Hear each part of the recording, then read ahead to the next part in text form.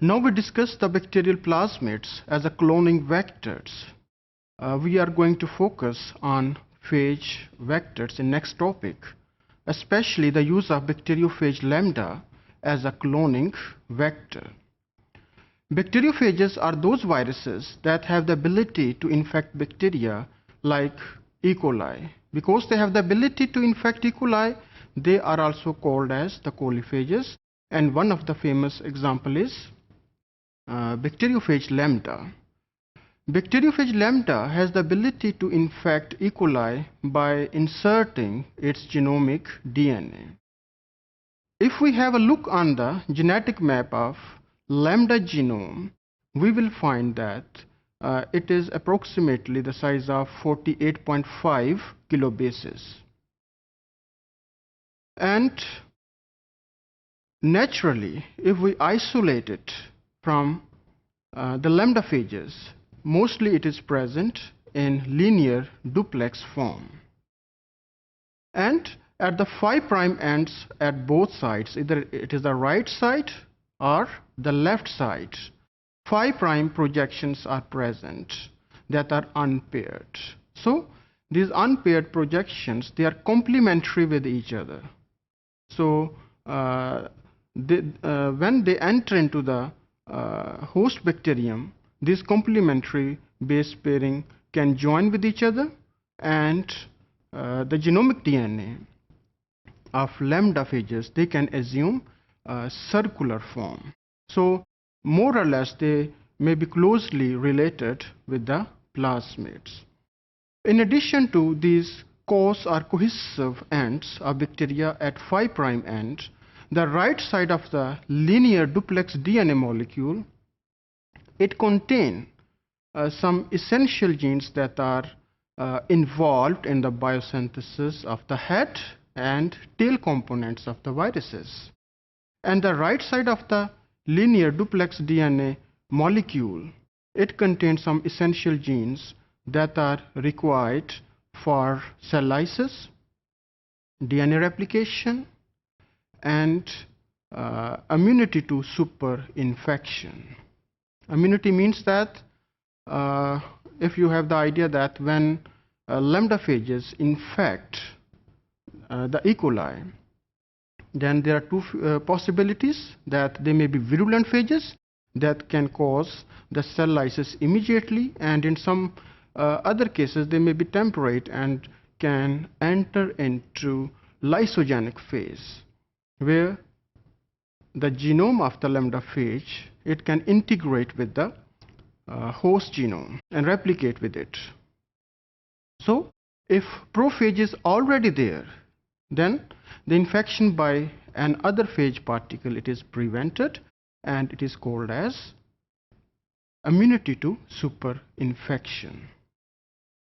And there is another portion of the lambda genome which is central, that is present between the right and left portion of the genome. The central portion, it contains some genes that may be required for recombination or lysogenization, and these are not required for the survivability of the lambda phage. And this central portion, it can be removed and can be replaced with foreign DNA. So because of this trait, lambda phages can be used as a cloning vector. Now briefly we can have a look on the genetic map of the bacteriophage lambda. As I told you that the right end and the left end, which you can call it as the 5' end, they are cohesive end because they contain the single-stranded overhangs. And when bacteria will inject its genome, the cohesive ends, because of complementary base pairing, they can join together, and the genome, which is once linear, it can assume the circular form. Then on the left side, some genes are required that are essential one for the head and tail components of the phage particles. And then on the right side, some other genes that are required for the host cell lysis, and then some late function regulation genes are there, genes for the duplication of the DNA, and immunity to super infection, and some other important genes are required for the integration and recombination. So the genes on the right and left side, they are the essential one, whereas the DNA fragment or the component that is present between the J gene and the N, it is non-essential. So this non-essential region, it can be removed and can be replaced with the foreign DNA. And because of this trait, this phage DNA, it can be used as a vector. This diagram, it indicates that how we can replace the non-essential region with the foreign DNA. Suppose this is the genome of Bacteriophage lambda.